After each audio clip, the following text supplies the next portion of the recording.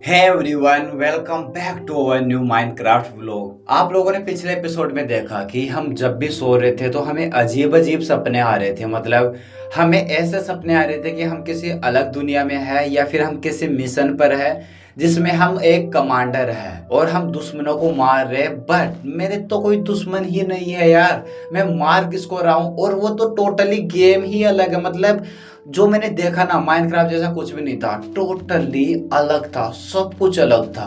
एक अलग ही दुनिया, एक एडवांस दुनिया, जो मतलब ऐसी दुनिया है जो माइनक्राफ्ट से बहुत ज्यादा एडवांस है, एकदम अलग है माइनक्राफ्ट से। तो अगर आपने वो एपिसोड नहीं देखा तो यार डिस्क्रिप्शन में लिंक है, कमेंट सेक्शन में भी लिंक है, दोनों जगह लिंक मिल जाएगी, जाकर देखो, तब समझ में आएगा आपको कि मैं एक्चुअल में बोलना क्या चाह रहा हूँ। तो यार जब से हमने ये सीरीज स्टार्ट की है हमेशा हमारे साथ गलती हुआ है। मतलब हर बार हमारे साथ गलत ही हो रहा है। कभी क्या गलत हो रहा है, कभी क्या गलत हो रहा है, कभी क्या। मतलब हर एपिसोड में हमारे साथ, हर व्लॉग में हमारे साथ कुछ ना कुछ गड़बड़ जरूर हो रही है।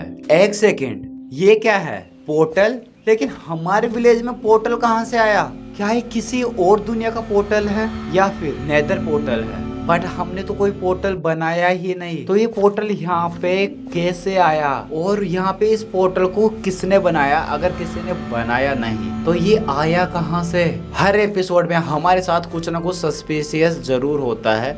आज के एपिसोड में भी ये पक्का था मेरे को कि कुछ ना कुछ तो होने वाला है हमारे साथ। तो चलो यार एक बार और रिस्क लेते हैं, क्या पता हमारा जो पिछला व्लॉग है वो जो मिस्ट्री थी वो सोल्व हो जाए। मतलब जो हमें सपने आ रहे थे वो मिस्ट्री सोल्व हो जाए, क्या पता, इस पोर्टल के अंदर जाने से। तो एक बार यार चलते इस पोर्टल के अंदर एंड देखते हैं क्या होता है और क्या नहीं। ये कहाँ आ गया मैं? ये कौन सी जगह है? कैसी दुनिया है ये?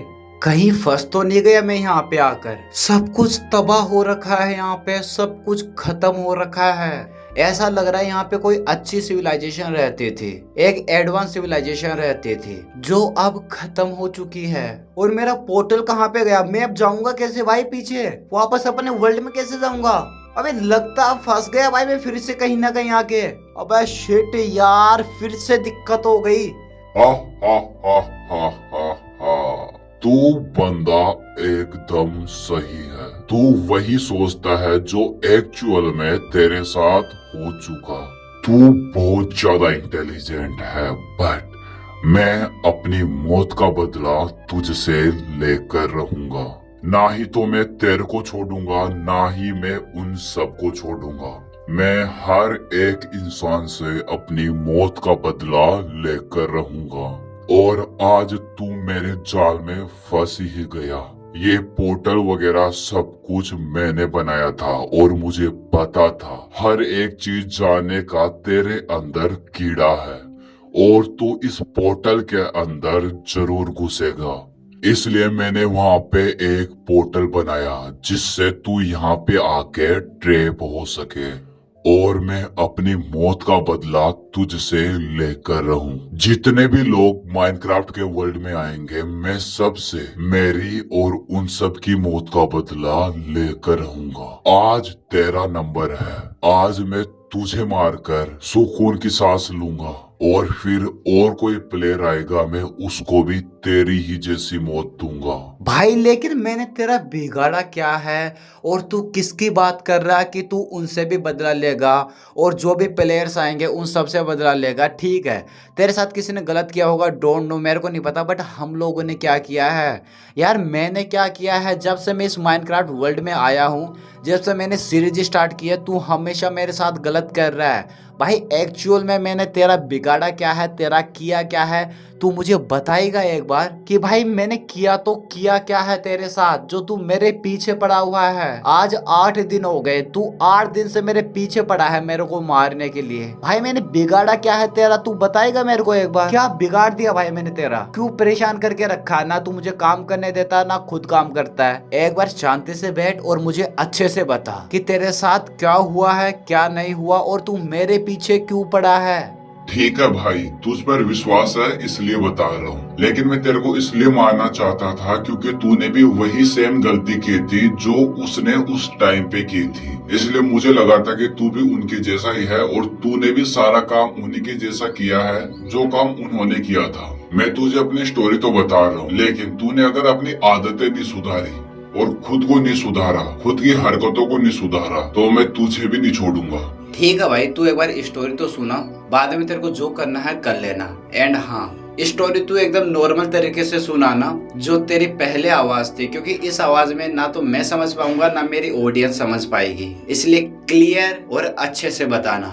ठीक है भाई, मैं अपनी आवाज चेंज करके तेरी आवाज में बोलता हूँ। हजारों साल पहले की बात है।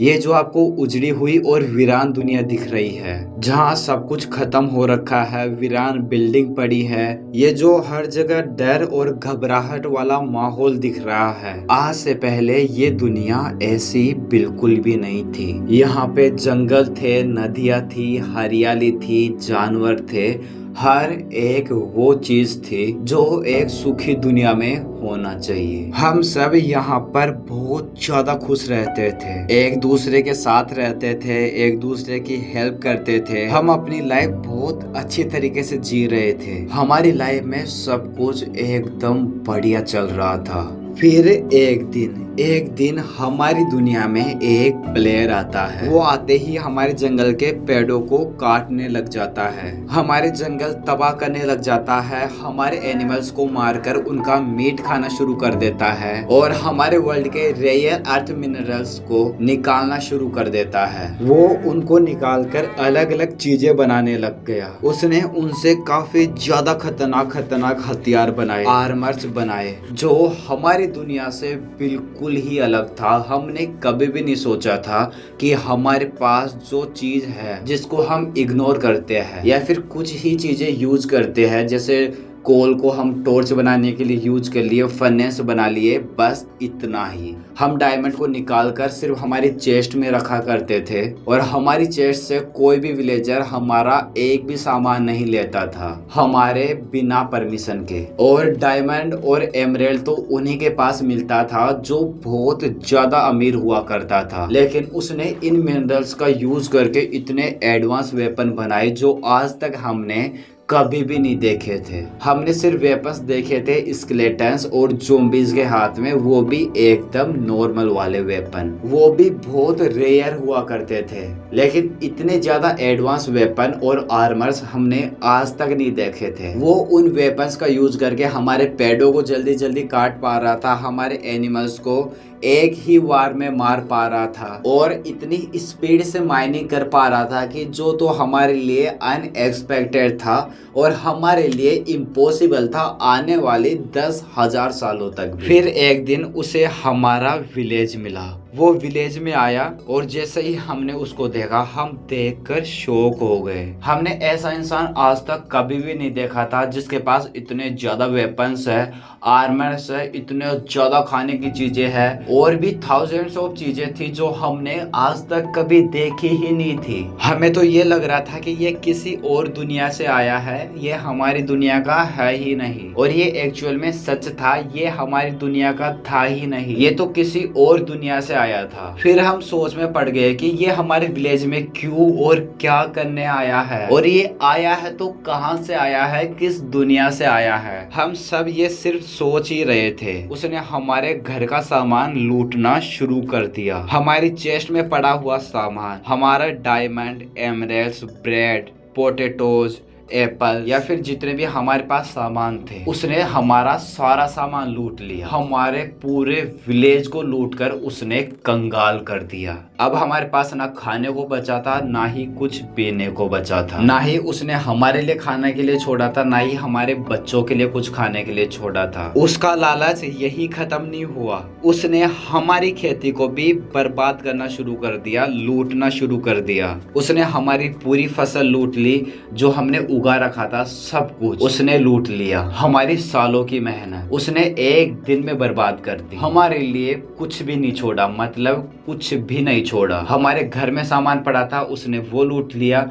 हमने जो खेत में उगा रखा था, उसने वो लूट लिया। हमारे पास कुछ भी नहीं बचा था। आखिरकार हम सरवाइव करे तो करे कैसे। और वो यहीं पर नहीं रुका, उसने हम विलेजर्स को भी मारना शुरू कर दिया। उसने मेरे अंकल और मेरे अंकल के बेटे को सबके सामने मौत के घाट उतार दिया। वो सब उनसे भीख मांगते रहे कि हमें मत मारो, हमारी फैमिली है, हमारे बच्चे हैं, लेकिन उसने हमारी एक नहीं सुनी और हम विलेजर्स को एक एक करके मौत के घाट उतारता रहा। उसकी इन सब हरकतों से परेशान होकर हमने उसकी आयरन गोलम से शिकायत कर दी कि वो हमारे साथ क्या क्या कर रहा है, उसने हमारे साथ क्या क्या किया। आयरन गोलम को हमने सब कुछ बता दिया। जो आयरन गोलम हमें ज़ॉम्बीज से, स्केलेटन से बचाता था, जब उसने ये सुना तो उसने हमें बचाने के लिए उस प्लेयर को मारने के लिए गया। तो उस प्लेयर ने ब्लॉक्स लगाकर आयरन गोलम की हाइट से ऊपर जाकर आयरन गोलम को भी मार दिया।